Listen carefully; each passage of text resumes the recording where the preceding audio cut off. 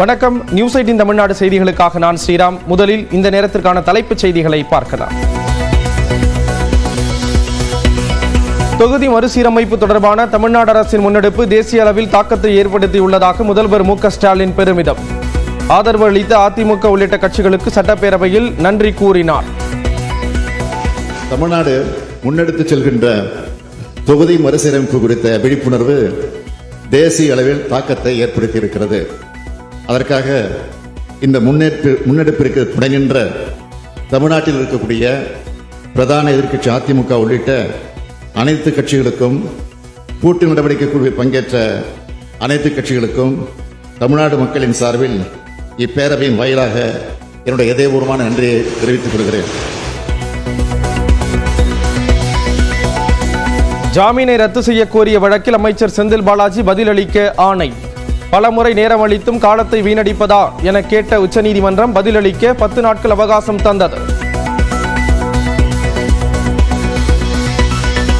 தமிழ்நாட்டில் அங்கீகாரம் பெற்ற 12 தேசிய மற்றும் மாநில கட்சிகளுடன் தலைமை தேர்தல் ஆணையர் அர்ச்சனா பட்நாயக் ஆலோசனை.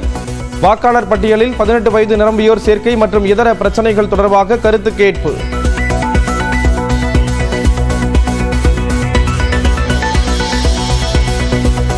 நடிகர் விஜய் நடிக்கும் கடைசி படமான ஜனநாயகத்தின் அப்டேட் இன்று மாலை 6 மணிக்கு வெளியாகிறது. வினோத் இயக்கும் படத்தை பொங்கலுக்கு வெளியிட திட்டம் என தகவல்.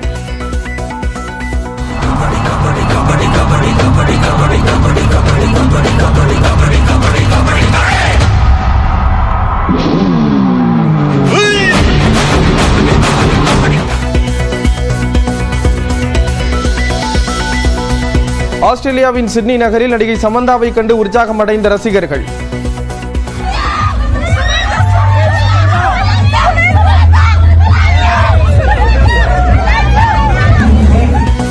கை குலுக்கும் போது ரசிகர் ஒருவர் திடீரென கையை பிடித்து இழுத்ததால் ஷாக்கான சமந்தா.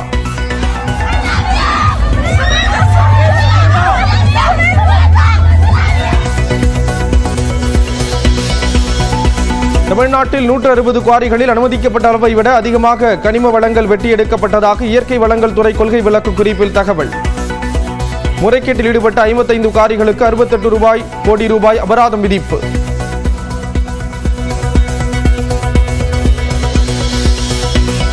கனிம வளங்களை கொள்ளையடிக்க முடியாத வகையில் நடவடிக்கை எடுக்கப்பட்டுள்ளதாக அமைச்சர் துரைமுருகன் திட்டவட்டம்.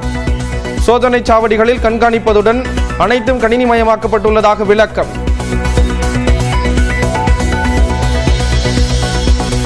மத்திய பிரதேச மாநிலம் குணா தேசிய பூங்காவில் இருந்து குட்டிகளுடன் வெளியேறி ஊருக்குள் புகுந்த சிவிங்கி புலி.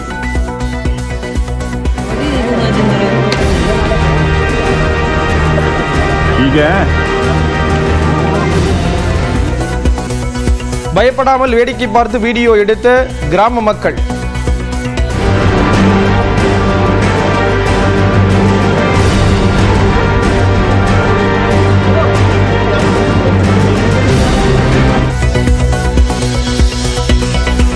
சென்னை குடிநீர் தேவைக்காக ஆந்திர மாநிலம் கண்டலேறு அணையிலிருந்து வினாடிக்கு 500 கனஅடி நீர் திறப்பு. சென்னையில் கோடை காலத்திற்கு உதவிகரமாக இருக்கும் என பொதுப்பணித்துறை தகவல். மதுரையில் 1200 கிலோ தர்பூசணி பழங்கள் பறிமுதல். சாயமேற்றி விற்பனை செய்ததால் உணவு பாதுகாப்புத்துறை அதிகாரிகள் நடவடிக்கை. அனைத்து மத கடவுள்களும் சரியாக உள்ள நிலையில் மனுதாரர்கள்தான் பிரச்சனை கிளப்புகின்றனர். திருப்பரங்குன்றம் மலை விவகாரத்தில் இந்து இஸ்லாம் அமைப்புகள் தாக்கல் செய்த மனுவை விசாரித்த உயர்நீதிமன்ற மதுரை கிளை கருத்து.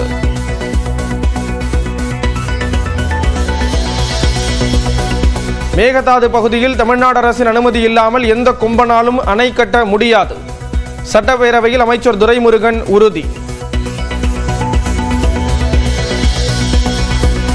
திருப்பரங்குன்றம் விவகாரத்தில் சென்னையில் வேல் யாத்திரை நடத்த உயர்நீதிமன்றம் அனுமதி மறுத்தது சரியானது. தீர்ப்பை உறுதி செய்தது உச்சநீதிமன்றம்.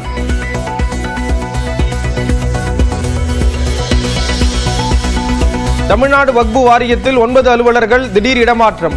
நெல்லையில் வக்பு வாரிய சொத்து பிரச்சனையால் நிகழ்ந்த கொலையை தொடர்ந்து நடவடிக்கை என தகவல். திருப்பூரில் கஞ்சா விற்பனை தொடர்பாக புகார் அளித்த தந்தை மகனுக்கு அரிவாள் வெட்டு. 5 பேரை கைது செய்து காவலர்கள் விசாரணை.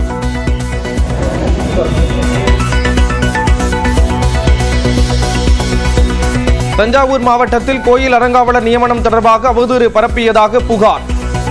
விஸ்வ இந்து பரிஷத் அமைப்பின் மாநில அமைப்பாளரான ராஜபாளையத்தைச் சேர்ந்த சரவண கார்த்தியை கைது செய்தது காவல்துறை. விவாகரத்து வழக்கில் இசையமைப்பாளர் ஜி வி பிரகாஷ் சைந்தவி சென்னை குடும்ப நல நீதிமன்றத்தில் ஆஜர். விசாரணைக்கு பின் ஒரே காரில் இருவரும் திரும்பிச் சென்றனர்.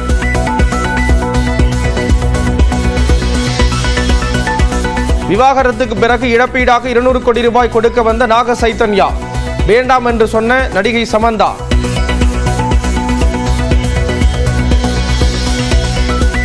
மும்பை பங்குச்சந்தை குறியீட்டு எண் சென்செக்ஸ் 1078 புள்ளிகள் உயர்ந்து 77,984 புள்ளிகளில் வர்த்தகமானது. தேசிய பங்குச்சந்தை நிப்டி 307 புள்ளிகள் அதிகரித்து 23,658 புள்ளிகளில் வணிகம் நிறைவு. மதுரையில் ரசாயனம் கலக்கப்பட்ட 1200 கிலோ தர்பூசணி பழங்கள் பறிமுதல் செய்யப்பட்டு அடிக்கப்பட்டன. வெயிலின் தாக்கம் அதிகரித்திருக்கக்கூடிய நிலையில் மதுரை நகரில் சாலை ஓரங்களில் தர்பூசணி விற்பனை அமோகமாக நடைபெற்று வருகிறது. பிபி குளம் பகுதியில் தர்பூசணி பழங்கள் இயற்கைக்கு மாறாக இருப்பதாக குற்றச்சாட்டு எழுந்ததை அடுத்து உணவு பாதுகாப்புத்துறை அலுவலர்கள் திடீர் சோதனை மேற்கொண்டனர். விற்பனைக்காக வைக்கப்பட்டிருந்த தர்பூசணிகளை வெட்டி ஆய்வு செய்ததில் பழங்கள் அடர் சிவப்பு நிறத்தில் இருந்தன. ஊசி மூலம் ரசாயனம் செலுத்தி பழங்களின் நிறத்தை அடர் சிவப்பாக மாற்றியது கண்டறியப்பட்டது. இதையடுத்து உடலுக்கு தீங்கு விளைவிக்கக்கூடிய தர்பூசணிகளை அலுவலர்கள் பறிமுதல் செய்தனர்.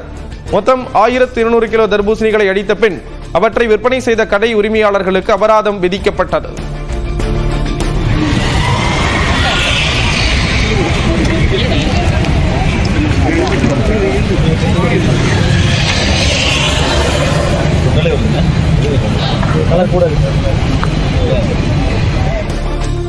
இந்நிலையில் கலப்பட தர்பூசணி விற்பனையால் பொதுமக்கள் கடும் அதிருப்தி அடைந்திருக்கிறார்கள். வெயிலுக்கு இதமாக இருக்கும் என்ற எண்ணமே பெரும்பாலானோருக்கு இருக்கும் சூழலில் இதுபோன்ற கலப்படம் குறித்து விழிப்புணர்வும் நடவடிக்கையும் தேவை என வலியுறுத்தி இருக்கிறார்கள். தர்பூஸ் நம்ம கோடைக்கு நல்லா இருக்கும்னு சாப்பிட்றோம், ஹெல்த்துக்கு நல்லதுன்னு சாப்பிட்றோம். இதுலேயே இவங்க இப்படி பண்ணாங்கன்னா அப்புறம் நம்ம என்னதான் சாப்பிட்றது, எதை நம்பி சாப்பிட்றது? இது கண்டிக்கத்தக்கது தான். இது வெயில் காலத்தில் ஒரு நம்பிக்கை போய் சாப்பிட்டா உடலுக்கு ஆரோக்கியத்துக்கு வேண்டி சாப்பிட்றோம். இந்த மாதிரி விஷயம் தெரியும் போது பயமாக இருக்குது. நம்ம தெரியாமல் நம்ம வாங்கி சாப்பிட்றோம். அந்த டேஸ்ட்டுக்கு அதுக்கு ரெண்டும் ஒரே மாதிரி தான் இருக்குது. நம்ம என்ன பண்ண முடியும்? நம்ம ஜூஸ் கடைனால ஜூஸில் யாராவது இது பண்ணுறாங்க, ஃப்ரூட் சலட்டு அதெல்லாம் கூட இருக்குது. நம்ம வாங்கி சாப்பிட்றோம், நமக்கு டேஸ்ட் ஒன்றும் தெரிய மாட்டேது. இந்த மாதிரி யாராவது சொல்லி தான் நம்மளுக்கே தெரியுது. தொகுதி மறுவரையறை விவகாரம் தொடர்பாக தமிழ்நாட்டு எம்பிக்கள் குழு பிரதமர் நரேந்திர மோடியை சந்திக்க உள்ளதாக முதலமைச்சர் மு க ஸ்டாலின் கூறியிருக்கிறார். சட்டப்பேரவையில் நேரமில்லா நேரத்தில் பேசிய முதலமைச்சர் மு க ஸ்டாலின் தமிழ்நாடு முன்னெடுத்து செல்கின்ற தொகுதி மறுசீரமைப்பு விழிப்புணர்வு தேசிய அளவில் தாக்கத்தை ஏற்படுத்தி உள்ளதாக பெருமிதம் தெரிவித்தார். இதற்கு துணை நின்ற எதிர்க்கட்சியான அதிமுக உட்பட அனைத்து கட்சிகளுக்கும் முதலமைச்சர் நன்றி தெரிவித்துக் கொண்டார். தமிழ்நாடு போராடும், தமிழ்நாடு வெல்லும் என்ற முழக்கத்தினை அடுத்த கட்டத்திற்கு எடுத்துச் செல்ல உள்ளதாக அவர் கூறினார். நியாயமான தொகுதி மறுசீரமைப்பை பெற்றிட தமிழ்நாட்டு எம்பிக்கள் குழு பிரதமர் மோடியை சந்தித்து முறையிட உள்ளதாக முதலமைச்சர் கூறினார். தமிழ்நாடு முன்னெடுத்து செல்கின்ற தொகுதி மறுசீரமைப்பு குறித்த விழிப்புணர்வு தேசிய அளவில் தாக்கத்தை ஏற்படுத்தி இருக்கிறது. அதற்காக இந்த முன்னெடுப்பிற்கு துணை நின்ற தமிழ்நாட்டில் இருக்கக்கூடிய பிரதான எதிர்க்கட்சி அதிமுக உள்ளிட்ட அனைத்து கட்சிகளுக்கும், கூட்டு நடவடிக்கை குழுவில் பங்கேற்ற அனைத்து கட்சிகளுக்கும் தமிழ்நாடு மக்களின் சார்பில் இப்பேரவையின் வாயிலாக என்னுடைய இதயபூர்வமான நன்றியை தெரிவித்துக் கொள்கிறேன்.